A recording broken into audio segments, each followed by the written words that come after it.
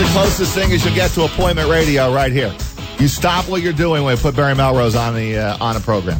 I told everyone, Barry, to just pull off to the side of the road, call their doctor, tell them they'll be a little late for their appointment. Don't go into the mall yet because we got Barry Melrose right here on Big Board Sports. Good morning, Barry. Yeah, just pull over exit 9, have a coffee, sit back and relax for a few minutes. Exactly right. The Clifton Park exit. Yeah. I love Clifton Park. I golf there a lot in the summer around there. It's golfy. I love this weather, don't you? Huh? A little golfing weather. Come right around the corner. All good. All good.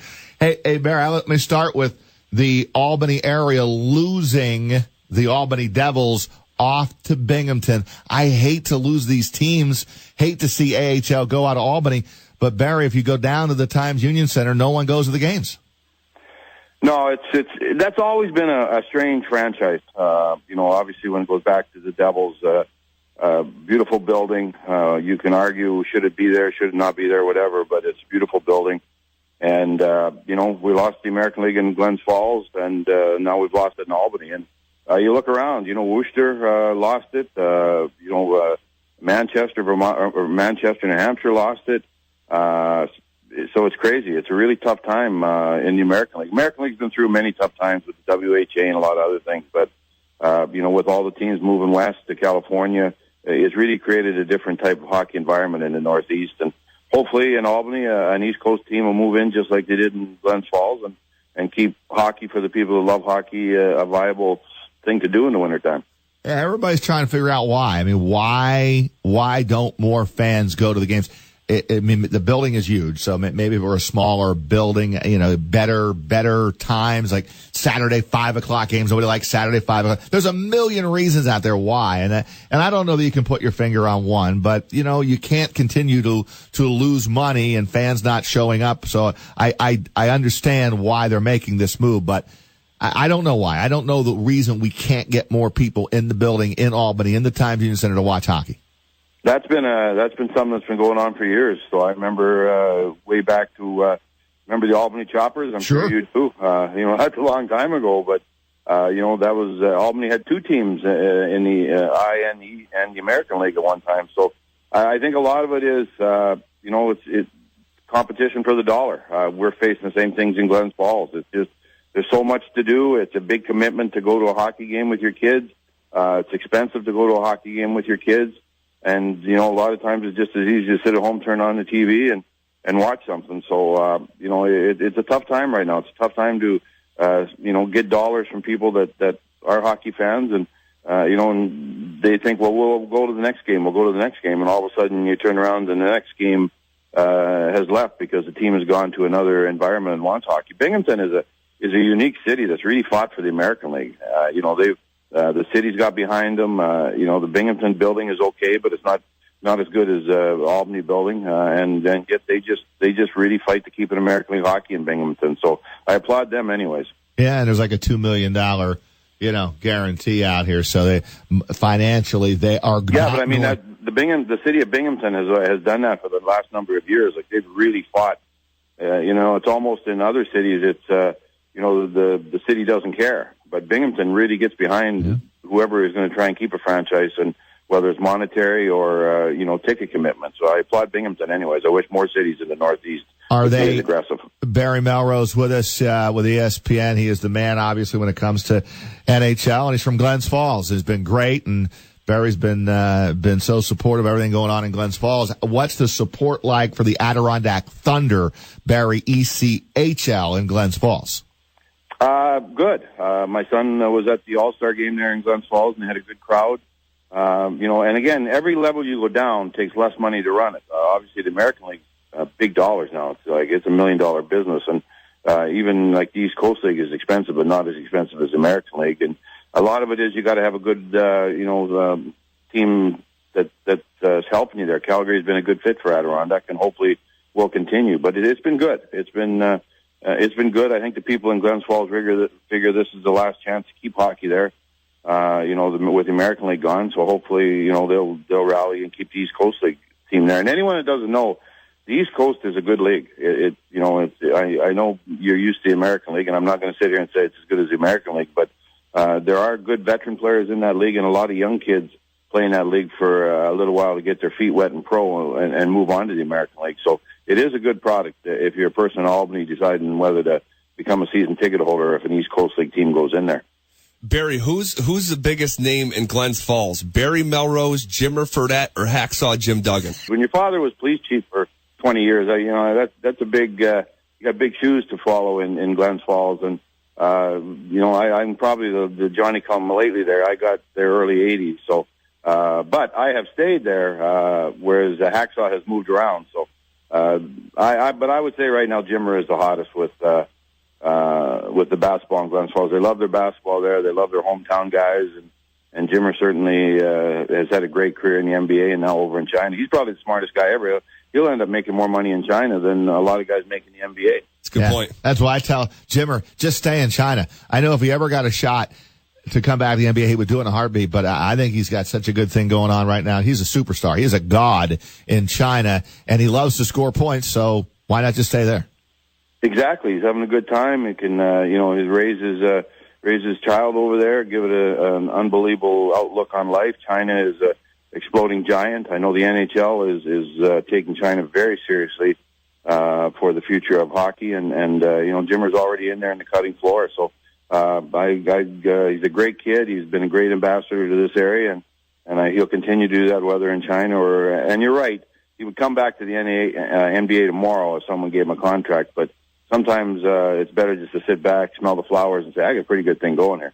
Hey, I'm from Altoona, Pennsylvania, right? I just log on to the ESPN.com website. Slapshot, celebrating its 40th anniversary of its release with a big weekend in Johnstown, Pennsylvania, which is right next to Altoona, Pennsylvania. And as a tribute on the website, the ESPN writers picking their favorite moments from the classic hockey film. How about that, Barry? Well, I'm certainly a product of Slapshot. I've watched it 1,000 times. I know all the lines.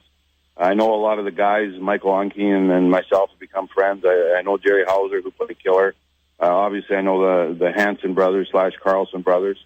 I got to know Captain Hook McCracken because he did dinner theater here in Lake George. So my wife and I and my sons went up to see him do dinner theater, and we ended up having about 20 beer after, telling stories about Slapshot. So it's unbelievable. You're right. You're sitting here, and 40 years ago, the Placid was the center of the sporting world, and maybe one of the 3 or 4 biggest events in sports happened in Lake Placid. So it was a great time to be from Glens Falls. The thing about that is everybody I know in Glens Falls was at that game, so I figured there's like 18,000 people at that game. I can't believe it. I know that building, and it's hard to get 18,000 in there, but there had to be 18,000 there if you talk to people around this area. Hey, Barry, it's a great time to be following the NHL because there's a lot of bright young stars right now in the league. If you were starting a franchise and you look at some of these bright young stars like McDavid or Eichel, Matthews, Lane, who are you picking out of that lineup to start a franchise with? Oh, that's a good question. I still pick Sidney Crosby, but you'd have to say McDavid. I think he's just a little bit above the other guys. The other guys are 10s. He's an 11. He's right there winning the scoring race this year. Looks like Edmonton's a playoff team. He's exciting to watch. The other night, he had the puck all night long. He was just great. He was dangerous every time he stepped on the ice. So I think McDavid is just a little bit above the other guys. Line A is fantastic. Well, what a great shot he has. Same thing with Eichel. If he could stay healthy, I think he'd really have a great season. Werenski, this young defenseman for Columbus, is a great stud. No one talks about him because the goal scorers get all the ink. But and then you go to Matthews, the kid in Toronto, was great. So yeah, it's an awesome time right now in the NHL with the use of our superstars and the talent level and the game. I like the game right now. We're seeing more goals. We're seeing more chances. We're seeing more speed. So I like the product on the ice also. Time with Barry Melrose, the great Barry Melrose from Glens Falls, with us here on Big Board Sports, and of course, face all over ESPN. Nobody better when it comes to talking NHL. We got a ton of Ranger fans around here, Barry. They win last night in overtime over Toronto, 2-1 in a shootout, 8-1-1 this month. pretty good team with Lundqvist between the pipes. What is your take on the Rangers and their future here the rest of this season? Are they going to be good enough to win the whole darn thing? The trouble with the Rangers, as it is with Washington, as it is with Pittsburgh, as it is with Columbus, is you're in the toughest division in hockey, and you're going to have to beat two great teams in the first two rounds. You'd actually be better off to be coming out of the wild card than one of the three teams at the top of your division. So now saying that, I think Pittsburgh's the best team. I think Washington's right behind them. I think the Rangers are right there. I think Columbus is right there. I think in a series with those four teams, we'll go 7 games. I'd be very surprised if they weren't going 6 and 7 games. But I would have Washington, Pitt a little bit ahead of the Rangers. But, the Rangers, Henrik gets hot. They got looks like they got more goal scoring this year, a little bit deeper offense. I think they'll be aggressive at the deadline. I think they'd like to add a veteran defenseman. You saw Pittsburgh just got Hainsey out of the lineup there or out of a trade. So they've already started getting deeper and making their playoff moves. I think the Rangers will try and be aggressive also. But the Metropolitan Division is just great. It's just a shame that, like I said, they play each other before they get playing other teams in other conferences. Were you surprised to see Lundqvist go into that slump he got himself into there? Yeah, because it's so foreign to what Henrik is. Henrik is Mr. Consistency. Veteran goaltenders usually don't go into slumps because they've seen everything. Nothing bothers them.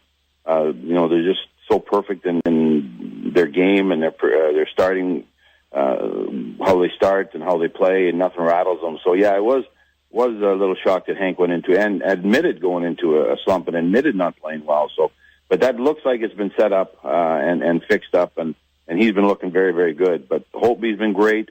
Bobrovsky's been great for Columbus. Pittsburgh has got two goalies that have won a Stanley Cup, so it's going to be a real dogfight coming out of that conference. Hey Barry, one more from me, and that is a little big board sports salute here to Dave Strader, who is back calling games on NBC. Had some health issues. He's another Glens Falls guy, tremendous play-by-play guy. I've gotten to know him over the years, and I'm glad to see that he's at least feeling a little bit better, Barry.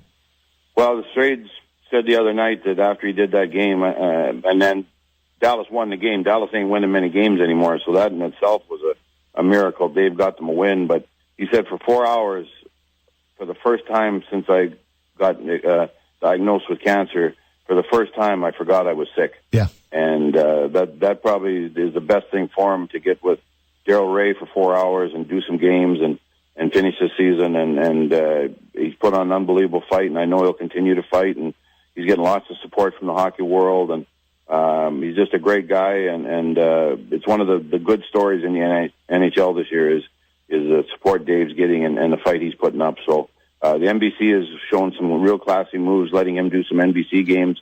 I know he'll do great, and hopefully the fight's just begun for Dave, and he'll win this fight. With you 100% on that, Barry. Hey, listen, you're one of the best. We always appreciate, localizing national stuff and Glens Falls and on ESPN all the time. We appreciate you coming on Albany here with ESPN Radio. Anytime, guys. You guys take care, and hopefully we'll be golfing together this summer someplace. Let's do it, man. Appreciate it. Thanks, Barry. Take care.